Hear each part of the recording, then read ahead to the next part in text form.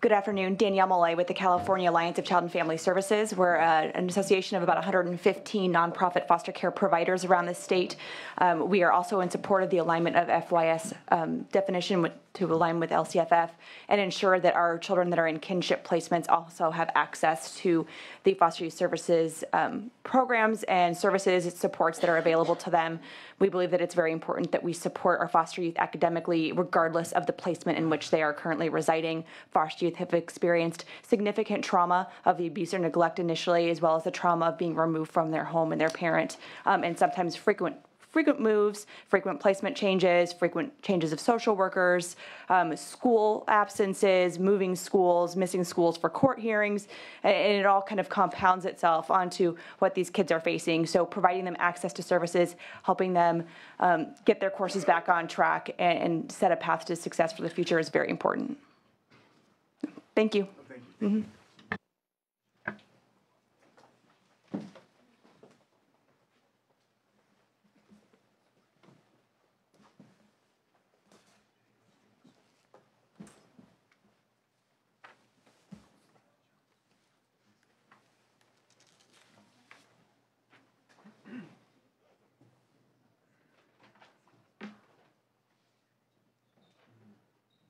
Okay. I'm learning about this stuff. Great. Okay.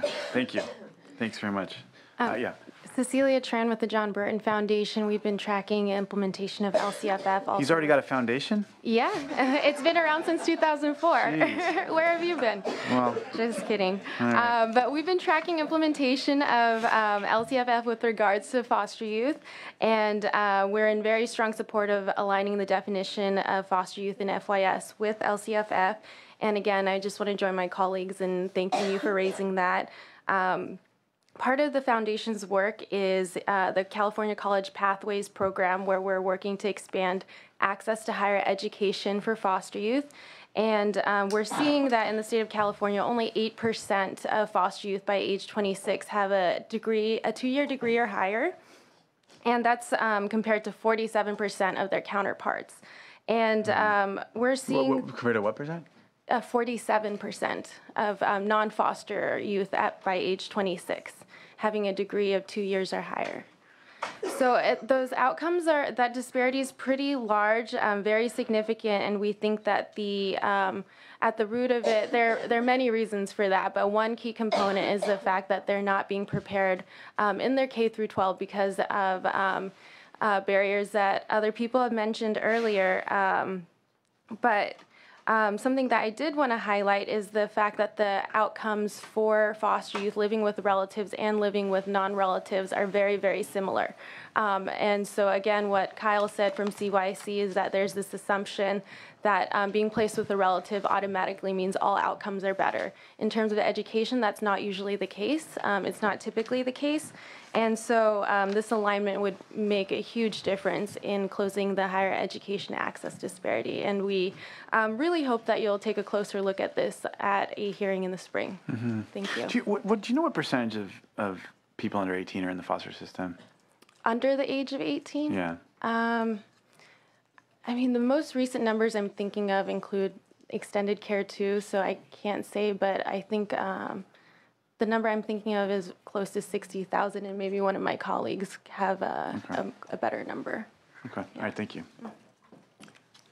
Rebecca Curley on behalf of the County School Facilities Consortium. I'm here to speak to you today on the school facilities item. Okay. County offices of education directly serve a population of students with specialized needs on a regional basis. Think special education, community school, court school students. And so they have unique facilities needs and challenges. The school facility program has been a very important tool to help county offices achieve their facilities projects. And we believe that the state-local partnership should absolutely continue. Staff has suggested that you should consider the impact of the governor's proposals to shift school facilities funding to the local level. And we would argue that that's just not feasible for county offices of education. We often lack the resources to complete projects, especially local resources. We do not have the authority to issue local bonds. Right. And so because of that, many of the governor's budget proposals wouldn't help us. We don't have developer fees. Lifting the Prop 39 local bond caps just doesn't apply to us. With regards to the targeting proposal, Where are you currently getting most of your funding? School facility program has provided a very significant amount of money for our facilities projects, and then also just general fund. And previous bonds too? Previous state bonds, yes, not local bonds. Right. You can do county bonds, right? Not at the local level. No You're local. not allowed to do no, 55%? we are not authorized. No. Okay. Yeah. And so when you're looking at the governor's proposal to target dollars to districts that have low assessed valuation, that metric doesn't really apply to us, the assessed valuation piece, because that's related to local bond capacity. And so we hope to work with the administration and with you as well to look at that metric and find an appropriate metric that provides that takes into account local resources that are not necessarily based on assessed valuation. That just doesn't work for us.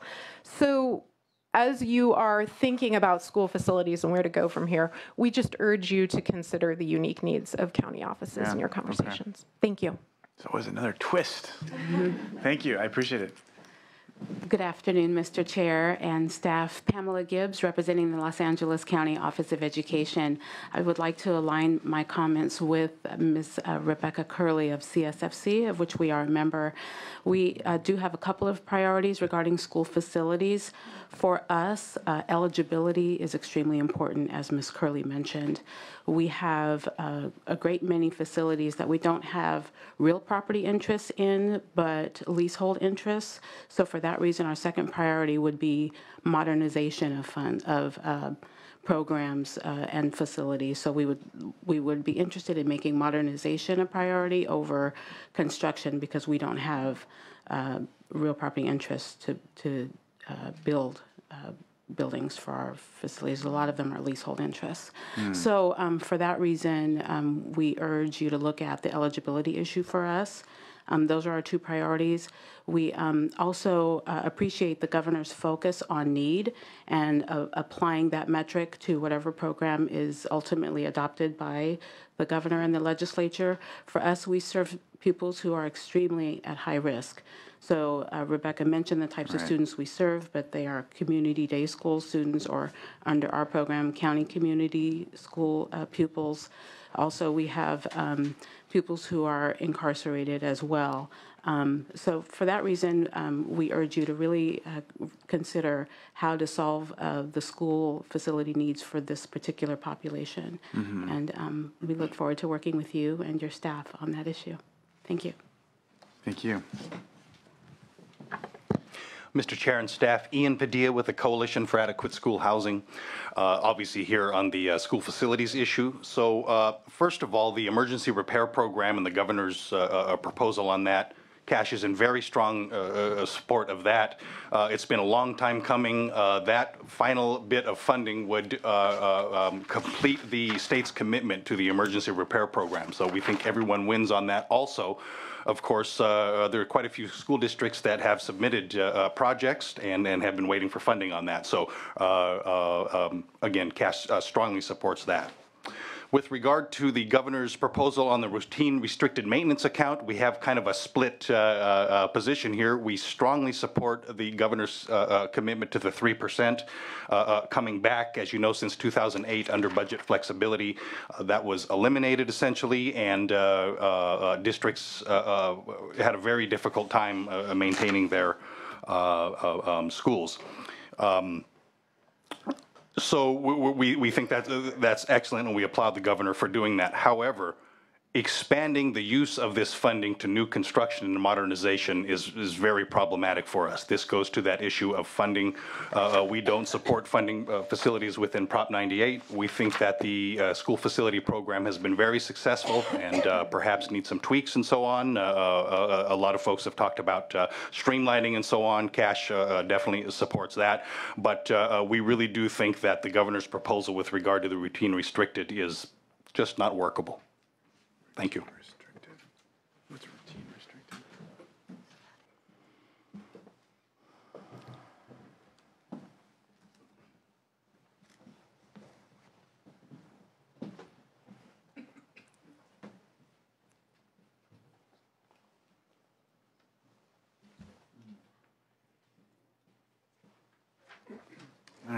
Okay. Okay, getting my head around this. All right, yes, ma'am. Good afternoon. Susan Stewart with Capital Advisors Group on behalf of San Bernardino County Office of Education, San Diego County Schools, and Palos Verdes Unified School District.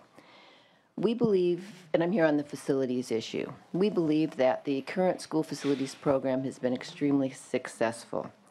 We think that it would be much better to tweak some of the inefficiencies rather than blow up the entire program. The original program was created on a three-legged stool approach of funding from locals, state, and developers. The legs aren't equal on that stool right now. Locals have already contributed twice what the state has. And we can't even imagine what that funding stool would look like if the state didn't contribute funds to this program. We don't support school facilities funding under Prop 98. We just don't believe that's a good solution. And we believe that the program only works using state bond funds. Many school districts are able to pass their local bonds by their ability to leverage the state funds. And we really believe by removing any state funding for school facilities, a lot of districts would not be able to pass their bonds. The debt service right now for school facilities is 2% of the state budget, and we believe that is a really terrific investment in providing adequate schools for our pupils in California. Thank you. Thank you. Moira Top here today on behalf of the California Charter Schools Association. We are in support of the governor's budget with respect to his proposal to expand the Charter School Facility Grant Program. Facilities and finding the right facilities in the right places at the right cost are probably one of the biggest challenges that charter schools face. Your analysis did a great job of outlining all of the tools that are available to district schools in terms of bonding authority, parcel taxes, and other tools, and virtually none of those tools are available to charter schools. And so that's why 15 years ago the state did create the California Charter School Facility Grant Program. It has operated at a modest amount for some time, and we think it does a very effective job of targeting dollars at schools that are serving high-needs populations. Currently, the program operates at about 70% free and reduced price lunch program. The governor's proposal would reduce it to 55%, but that still places a significant emphasis on those high-needs populations. Just last November, local districts passed almost $12.5 billion worth of local school bonds. And so the governor's proposal to increase by $50 million this program, we think, is a modest increase to a very effective program. Thank you. Okay. Thank you. Yeah. Hi, Brad Strong with Children Now. We appreciate your question regarding aligning the definition of foster youth in local control funding formula. Children Now also supports that definition alignment. On the local control funding formula, more with respect to fiscal transparency, the Legislative Analyst's Office has regularly said that it's difficult to determine how districts are increasing or improving services based on their LCAPs and their LCAP reviews. Statute does not require districts to report all expenditures for English language learners, low-income foster youth. We understand that. But there were several principles of the local control funding formula, certainly local control and flexibility. But other important principles we would argue are equity, stakeholder and community engagement, and transparency. And would say that it's hard to have a conversation about increased or improved services when it is never reported how much additional or supplemental dollars and concentration dollars of funding are provided for that each district receives. Really appreciate the state panel, and they talked a lot about the improvements, the LCAP updates. A lot of things have been done to improve transparency, and they have come a long way.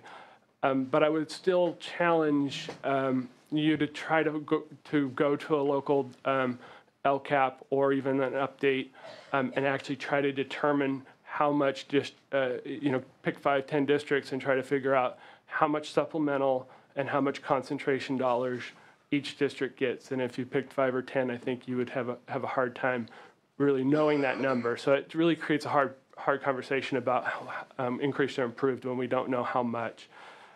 Finally, I would say that the Legislative Analyst's Office also made a recommendation to require districts to distinguish between new and ongoing actions in order to identify which actions are new investments. And we would strongly support that modification in the LCAP. Okay, thanks, Brad. Thank you. Mr. Chairman, sorry, Brian Rivas on behalf of the Education Trust West.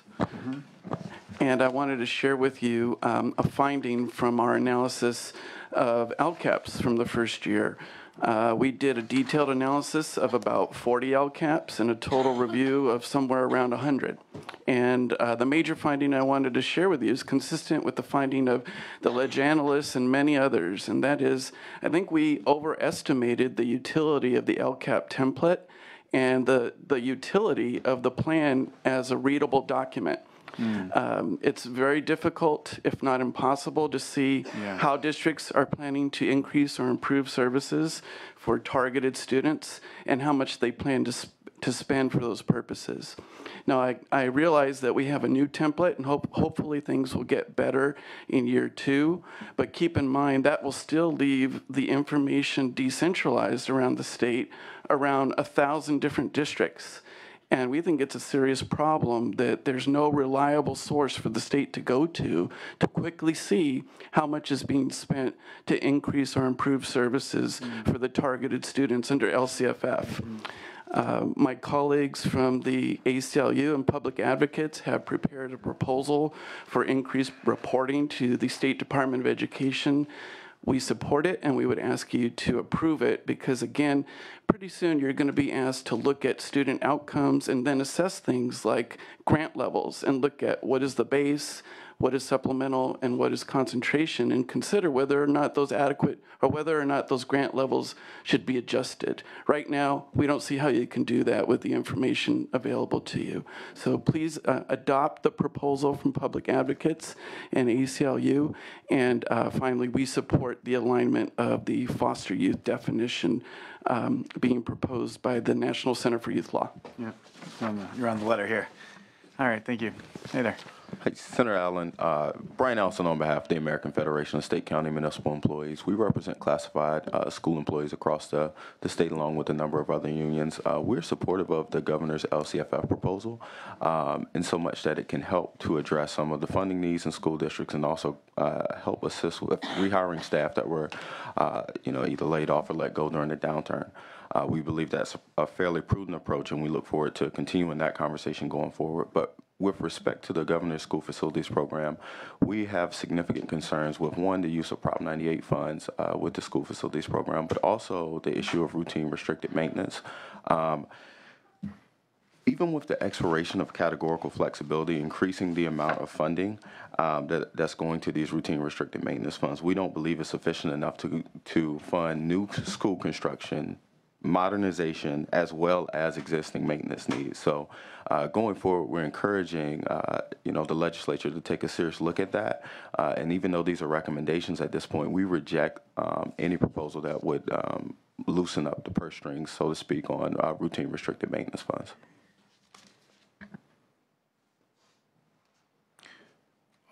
Okay, I got to get my head around that mechanism. Thank you. Thanks a lot. Bill Lucia with Ed Voice. Thank you for having the hearing and sitting and listening to all the public testimony and your colleagues that are going to listen to it on recording. We'd like to point out a couple things with regard to the LCFF and LCAP. The sales pitch to the legislature and to the public was that in pushing down local control and the concept of subsidiarity, there would be a new social contract, essentially, in terms of how the state, political subdivisions of the state, that being school districts and county offices of education, operate in tandem with parents and other advocates to work collectively on accountability. And a foundational requirement for that is transparency, because if stakeholders, whether they be actual elected officials as you've been locally and staff, and whether it's at the district or county level, and then parents, need to have some sense of just facts. There can be difference of opinion about how to prioritize resources, but if folks aren't aware of which buckets of resources came down from Sacramento to their district, then it's very difficult to engage in a productive way and help hold folks accountable in terms of whether or not the resources are going for purposes directed to adjust this issue of constitutional equitable opportunity to learn, recognizing that disadvantaged kids and English learners are more costly to serve. So you've heard the different folks that have looked at this. You have before you average information at the state level. When Chairman Block this morning asked about, well, what is it on average that we are ranking in the country? The truth is there is no such thing as even an average school in California. And at LCAP, all schools are at these different places. Sure. And today, all we know is where the starting point was, and we know where the end is. So if you go on the Department of Finance website, you know where you know those 2 pinpoints, but you don't know anything in between. And you, as policymakers in charge of the purse strings, we believe, as well as all the way down to parents, should have a good picture of what that is. Right now, there's nowhere in budget control language or in statute that directs the CDE to do that. So they don't have authority. It's not an issue of will, it's an issue of authority. We don't think it has to be hyper-technical and micromanaged in terms of the legislature. You can delegate an amount of authority in terms of how to do it. But we believe there needs to be a direction to the superintendent of public instruction or the state board or both to make sure that those allocations annually are made clear in terms of the base amount, the supplement, and the concentration. Back when 08, 09, when we were doing the ARA money from the feds, there was hundreds of millions of dollars at stake, and somehow we figured out how to report to the U.S. Department of Education how that money was spent all the way to the site level. You remember, that's right? Yeah. Today, there isn't that even at the district level, let alone the site level. And we're not talking about hundreds of millions of dollars. We're talking about tens of billions of dollars, even now in the base money, and the amount in the last couple of years alone, that $6 billion plus that has been added on the margin. So without these tools of transparency, then a lot of the promises of LCFF and LCAP are hollow words on paper as far as making sure that things are actually going to change for kids that are disadvantaged, in poverty, in those zip codes that have been, as we know, evidence shows, based on persistent achievement gaps, not getting an equitable opportunity at a quality public education. Right. So those are our concerns. We think there's this technical issue. It doesn't. In the past, there have been issues about whether it's been too prescriptive in terms of what a solution might be.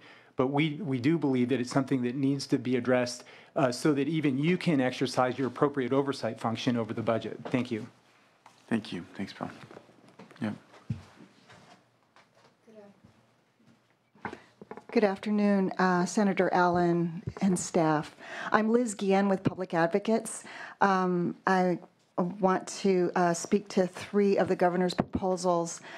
First of all, we thank the governor for proposing to retire the debt in the emergency repair program.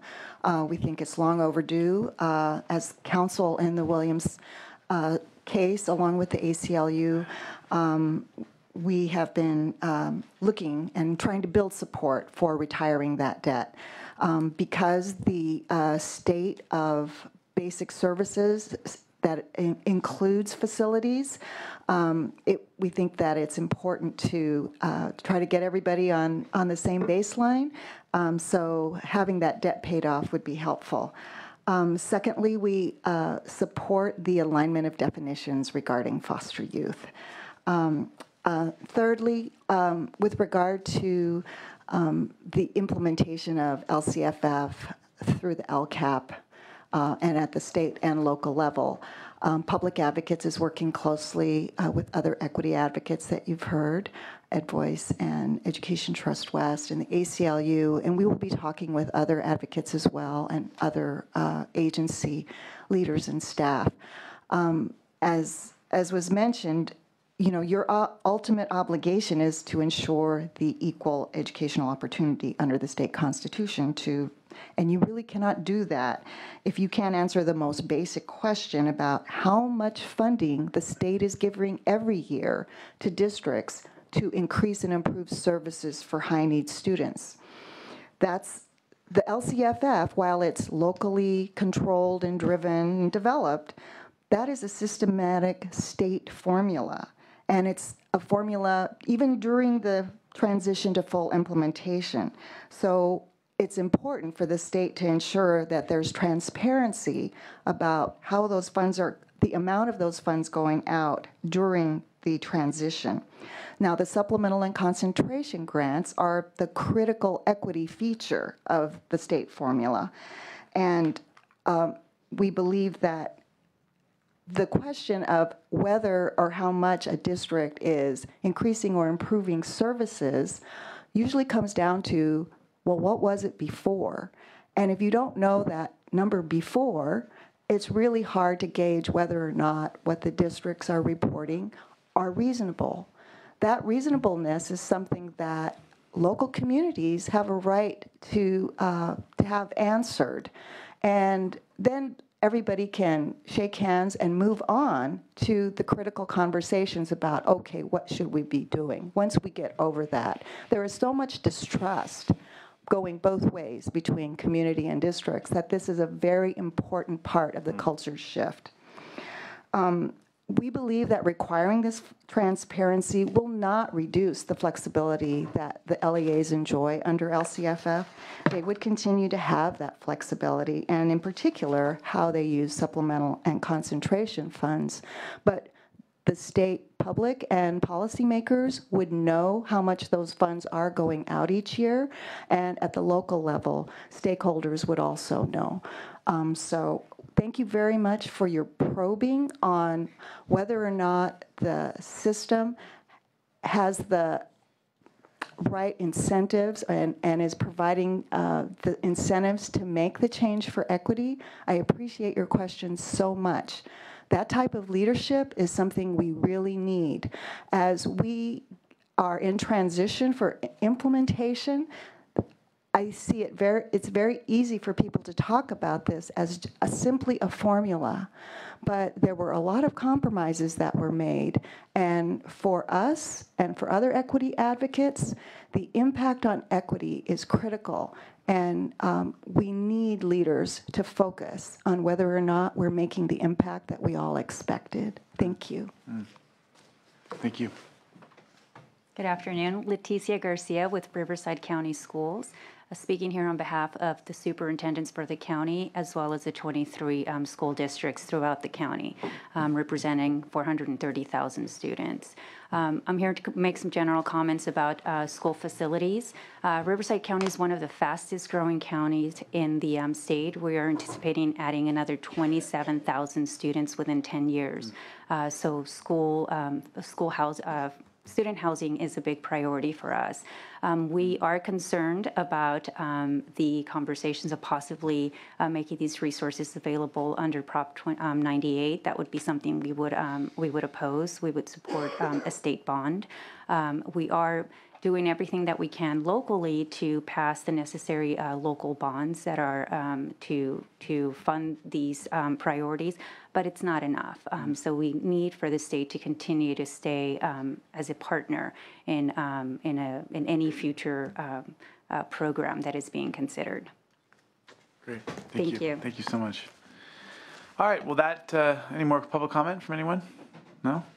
Well, that concludes this very informative hearing. We really appreciate it. We'll be back next week on a whole new set of issues. So thank you so much for attending today. Thank you.